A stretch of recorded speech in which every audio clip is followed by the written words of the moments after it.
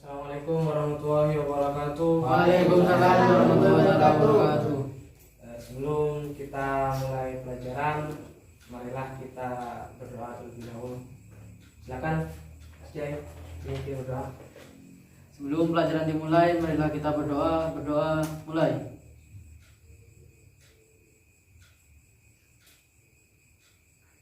Berdoa selesai. Nanti yang Bapak panggil namanya silakan acungkan tangan dan bilang hadir ya. Ahmad Ghazali Hadir. Muhammad Rasul Hadir. Ahmad Jailani Hadir. Nidom Al-Qurabi hadir semua ya. Pada kesempatan kali ini kita akan belajar bersama tentang sumber hukum Islam. Sebenarnya ada yang tahu apa itu sumber hukum Islam? Belum. Nah gini, ini Bapak ada selembaran, silakan baca. Jadi secara singkatnya itu sumber hukum Islam adalah di dalam kita menentukan atau mengambil hukum-hukum dalam kehidupan sehari-hari. Di dalam Islam ada 3 sumber hukum. Yang pertama Al-Quran, yang kedua hadis, dan yang ketiga ijtihad. Nah, ketiganya itu yang akan kita bahas pada kesempatan kali ini. Sebenarnya kita harus mengerti tentang itu, apa itu Al-Quran. Ada yang tahu apa itu Al-Quran? Nah, apa itu Al-Quran? Kan sudah sering kan ngaji kan? Apa itu Al-Quran? Dari Mas Nito? Jadi Al-Quran itu secara bahasa adalah bacaan atau dibaca secara bahasa. Secara istilah adalah kalamullah yang diturunkan kepada Nabi Muhammad SAW dalam bahasa Arab yang sampai kepada kita secara mutawatir. Mutawatir itu terus menerus, bukan terus menerus. Mutawatir itu berturut-turut ditulis dengan dalam mushaf, dimulai dengan surat Al-Fatihah dan diakhiri dengan surat An-Nas. Itu pengertian Al-Quran. Nah,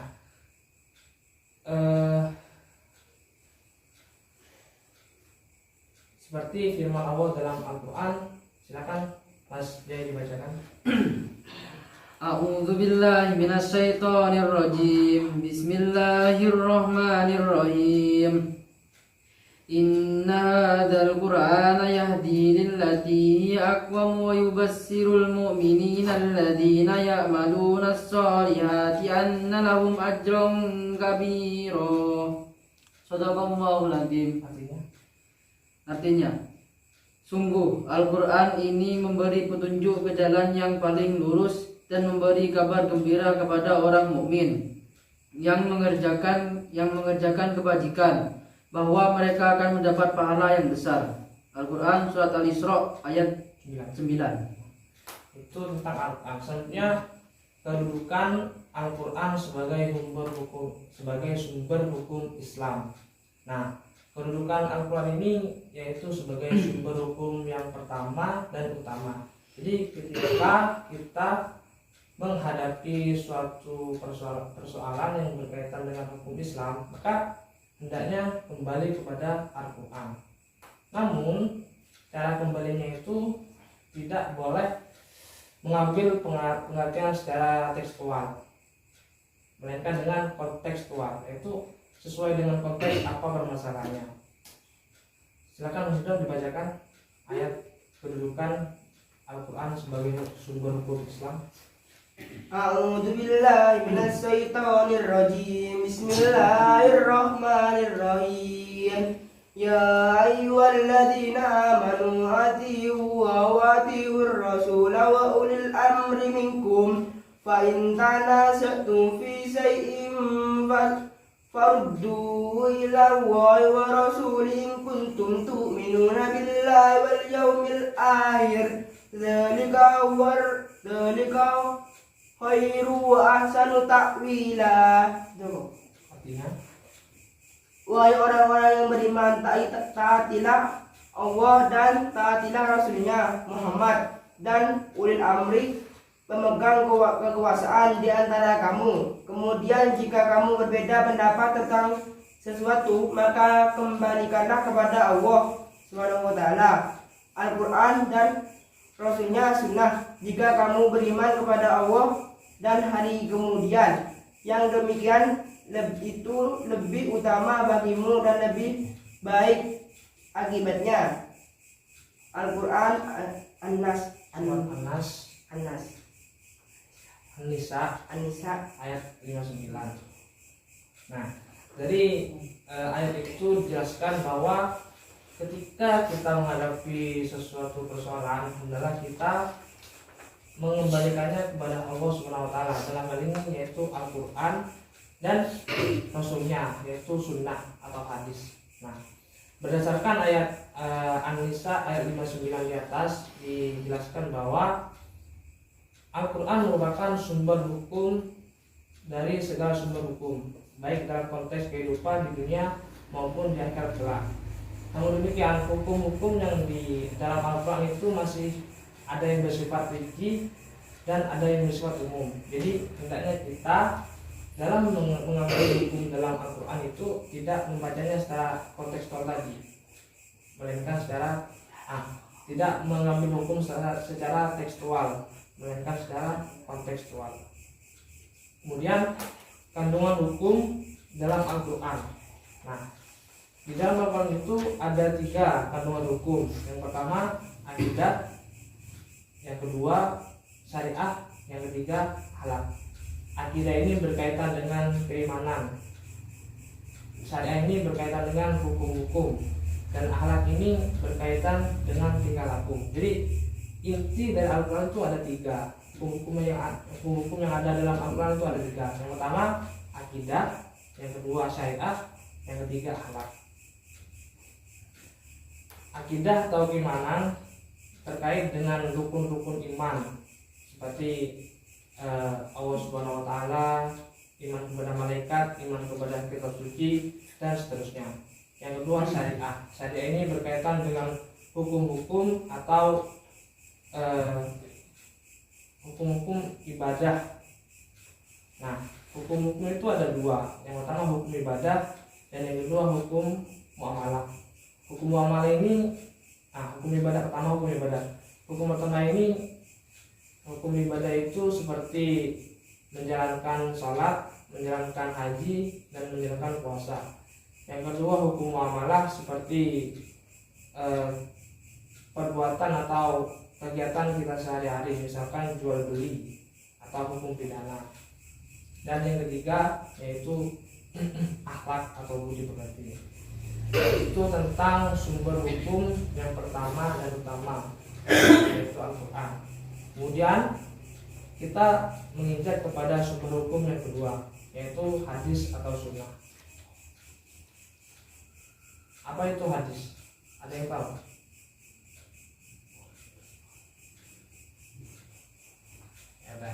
Hadis secara bahasa yaitu perkataan atau ucapan atau hal yang baru. Secara istilah hadis adalah segala perkataan atau perbuatan dan ketetapan yang dilakukan oleh Nabi Muhammad SAW.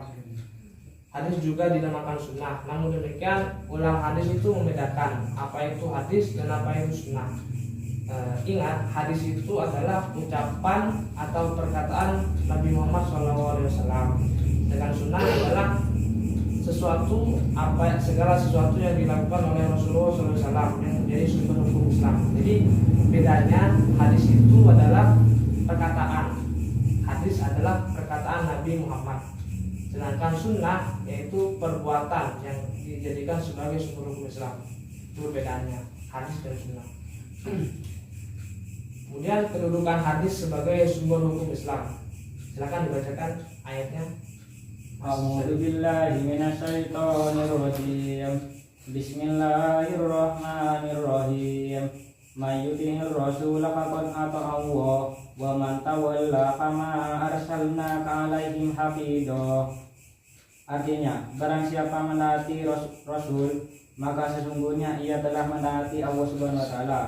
Dan barang siapa berpaling darinya, maka ketahuilah kami tidak mengutusmu Muhammad untuk menjadi pemelihara mereka.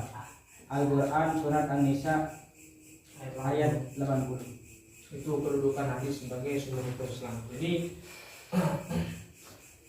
yang pertama, sumber utama hukum Islam itu apa?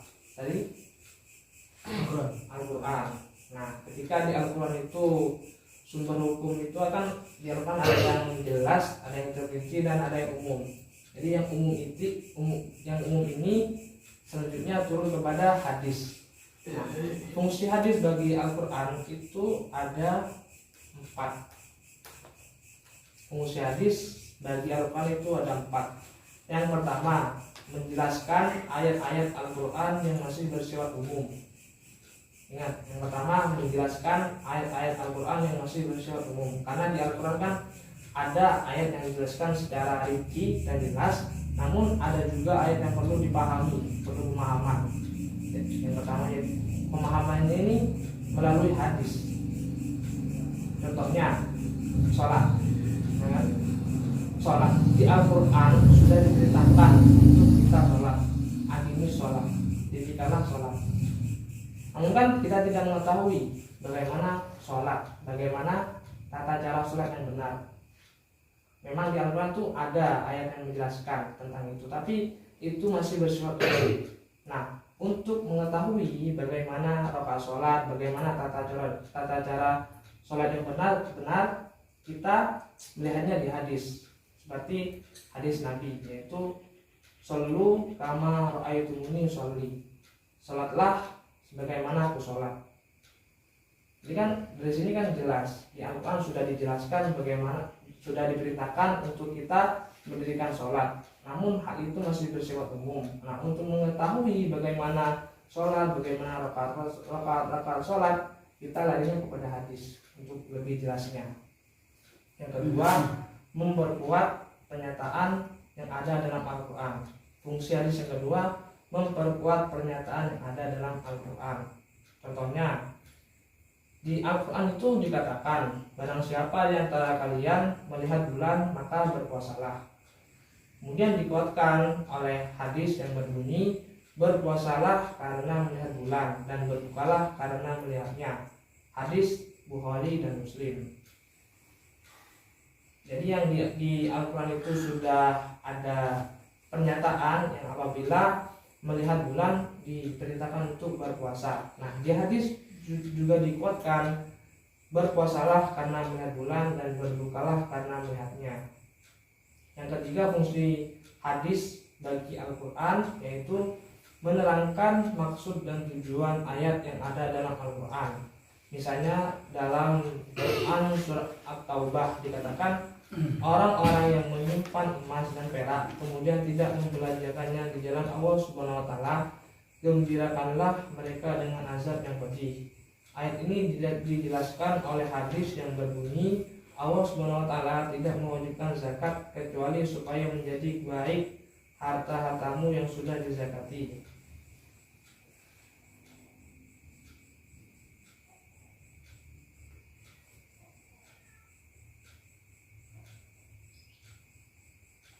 Jadi surat At-Taubah ayat 34 ini kan menjelaskan tentang orang yang menyimpan emas dan perak kemudian tidak membelanjakannya di jalan Allah, gembirakanlah mereka dengan azab yang pedih. Nah, ayat ini kan kalau kita tidak memahami secara seksama akan mengalami kebingungan kan. Secara kan keilmuan kita belum cukup untuk memahami Al-Quran secara utuh. Jadi untuk memahami lebih rinci maka melihat hadis. Nah, hadis atau yang menerangkan tentang Al-Quran di atas yaitu berbunyi, Allah Subhanahu wa taala tidak mewajibkan zakat kecuali supaya menjadi baik harta-hartamu yang sudah dizakati. Fungsi hadis yang keempat, menetapkan hukum baru yang tidak terdapat dalam Al-Quran.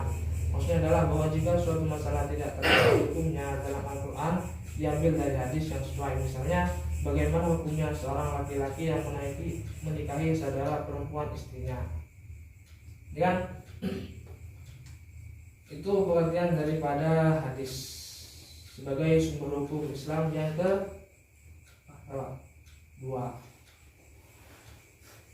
Selanjutnya sumber hukum Islam yang ketiga, yaitu ijtihad. Jadi setelah kita kembali kepada Al-Quran, kemudian turun kepada Al-Hadis, yang ketiga ijtihad. Apa itu ijtihad?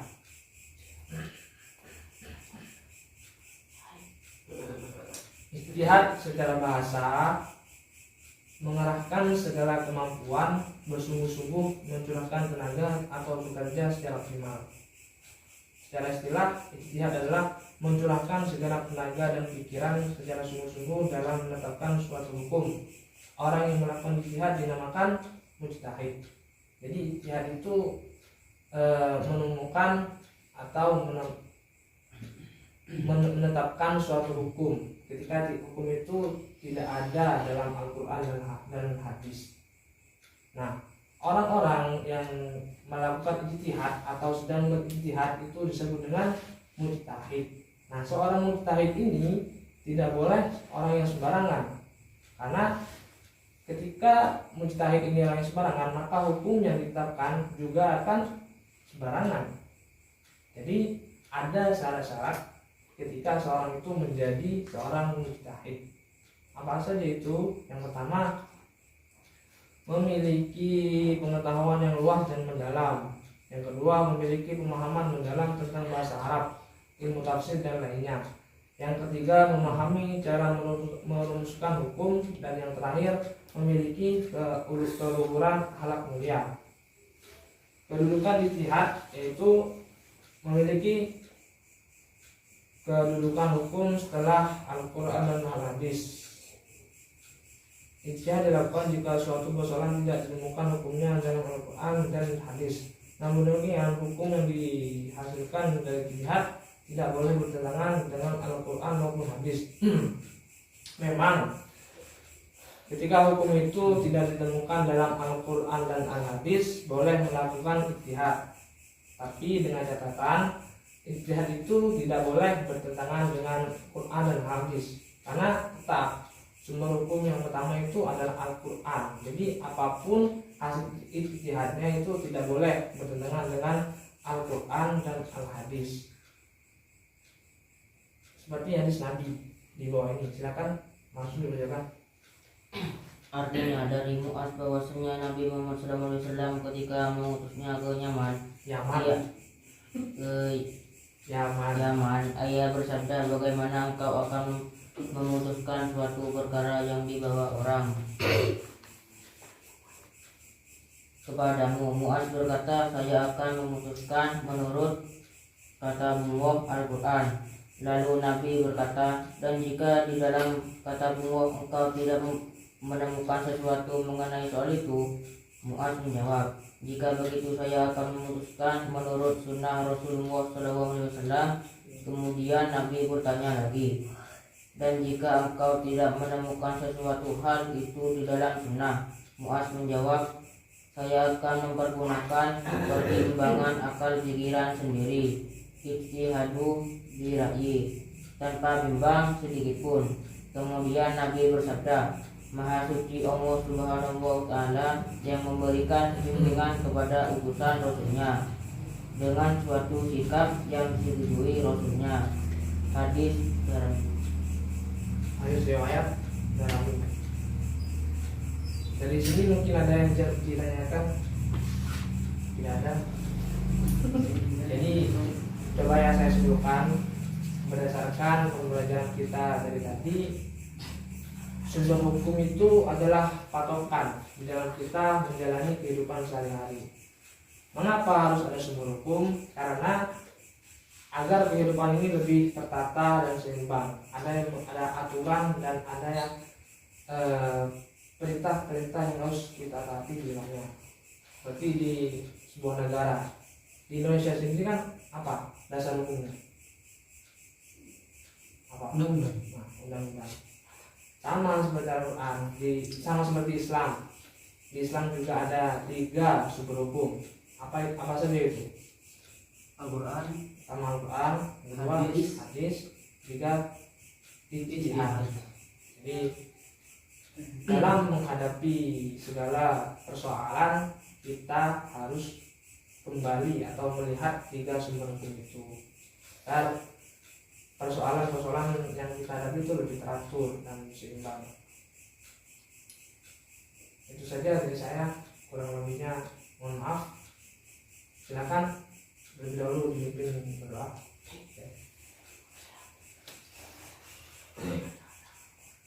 sebelum pelajaran diakhiri, marilah kita berdoa. Berdoa mulai.